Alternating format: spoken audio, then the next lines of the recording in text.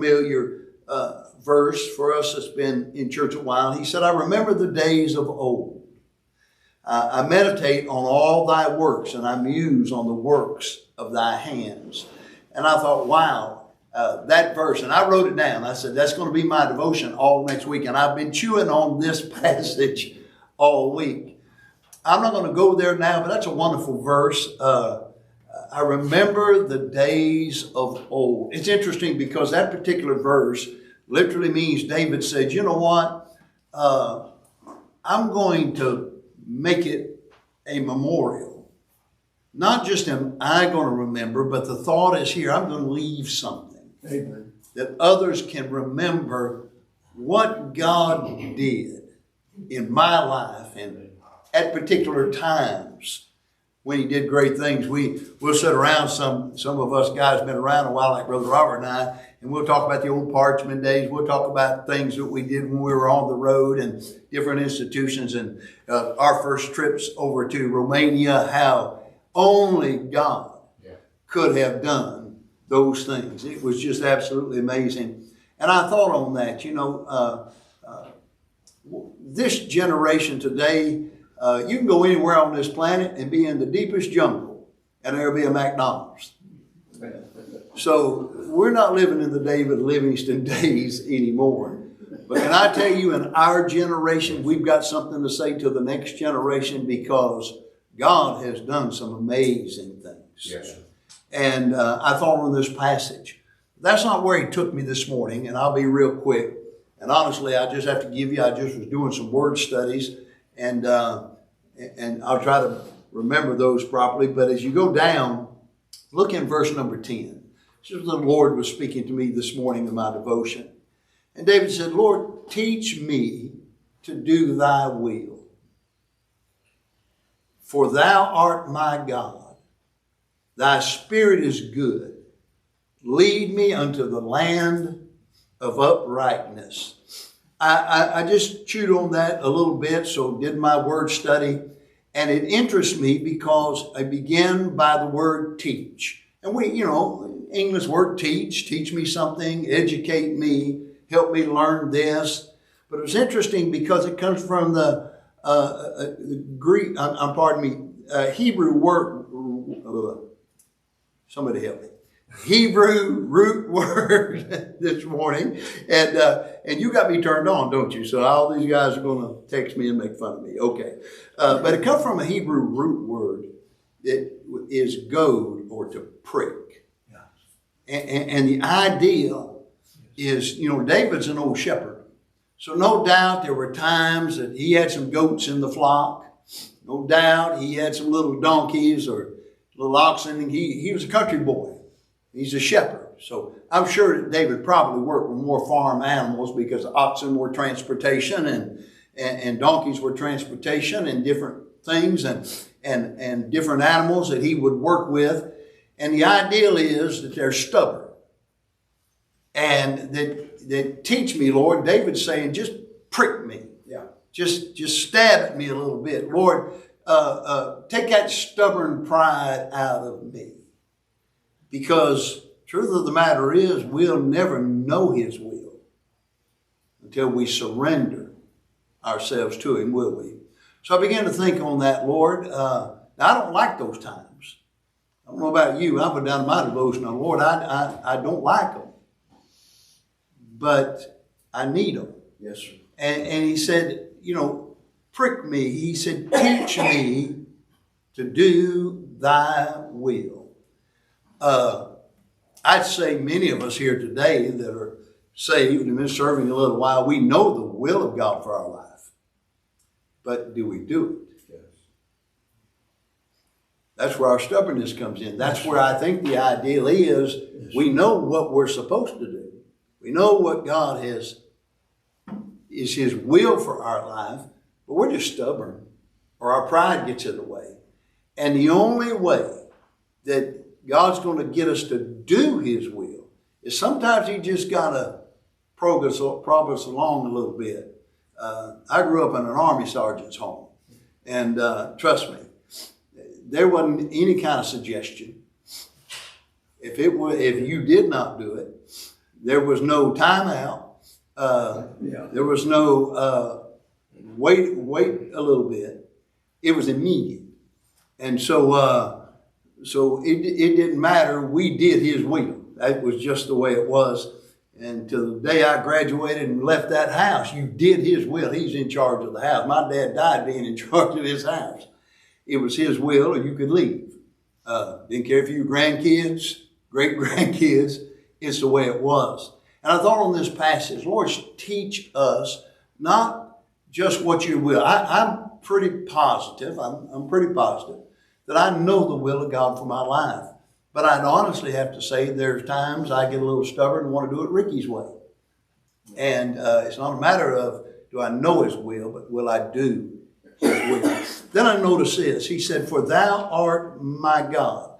Now watch this. David is implying I'm a little stubborn. Sometimes I know what I'm supposed to do, but I'm not doing it. So Lord, teach me. Keep poking me, making me do your will. He said, for thou art my God. He said, because what else am I going to do? You're my God. I need you to do this. Yes. And he said, thy spirit is good. The word spirit here is, of course, the Hebrew word ruach. It's the same word for when God breathed into the nostrils of man. It's the same word for the Spirit of God moved upon the face of the waters in creation. But really interests me about this in the pictorial language of the Hebrew, that particular writer says it's not just the wind and the breath of God, but it's the aroma that is left when the breeze passes by. And David is saying, Lord, now maybe I don't necessarily like what it takes to get me to do your will, but you're my God. And when you're done getting me glory, when you're done getting me where you need me to be for your glory, he said it'll be a sweet smelling savor both to me and those around me and heaven itself. He said, so Lord, I don't necessarily, Brother Larry, you don't necessarily, I know you don't want to be going through what you're going through now. But when he gets done, yes, sir.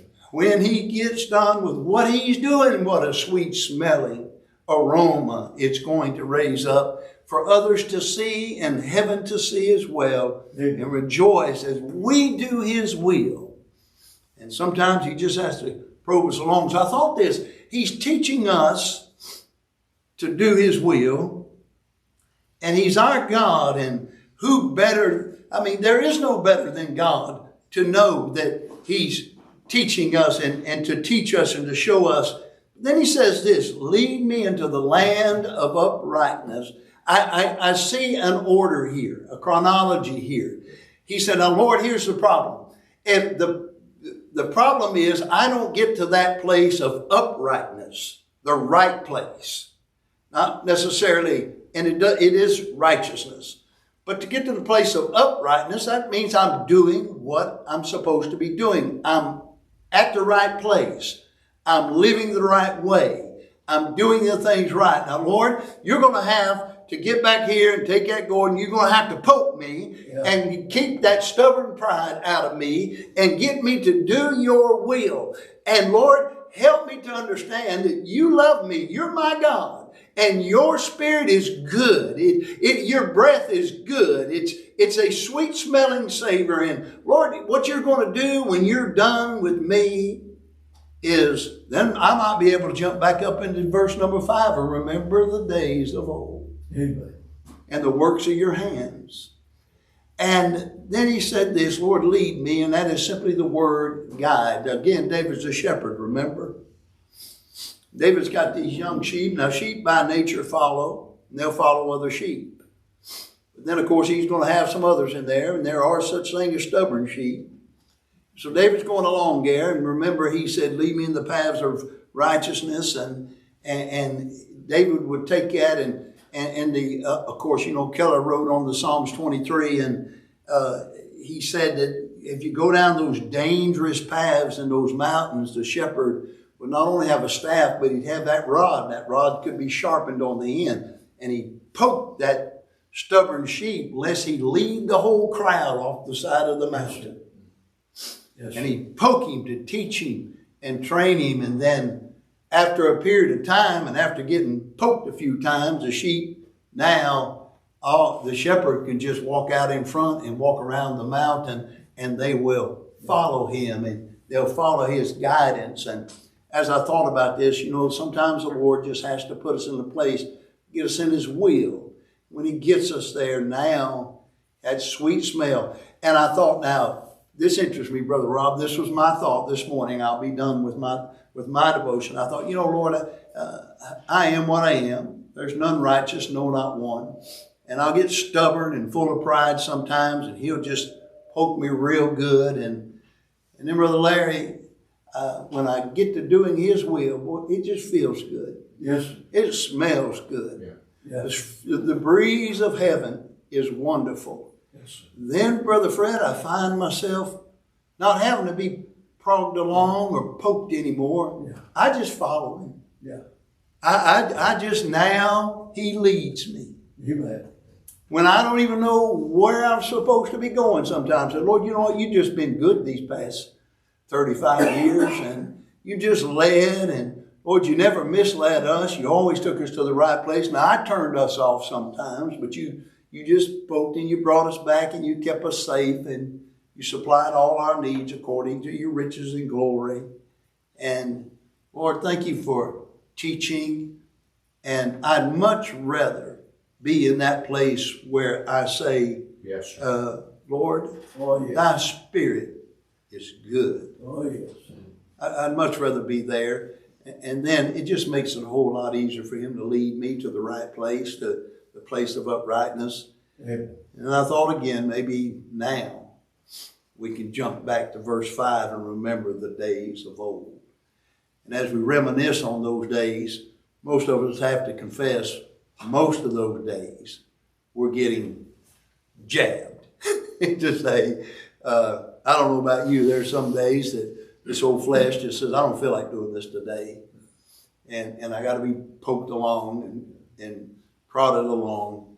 And then at the end of the day, I said, Lord, thank you again. Yes, sir. For making it so sweet. Oh, yes. Your spirit and your guidance was so much greater. And thank you for that today. So that was my thought this morning in devotion. And I hope it was a blessing. It sure was a blessing to me as the Lord spoke to my heart earlier today. So, well, you want me to officially say it? Let's get to work. I'm not saying it. I'm not saying it.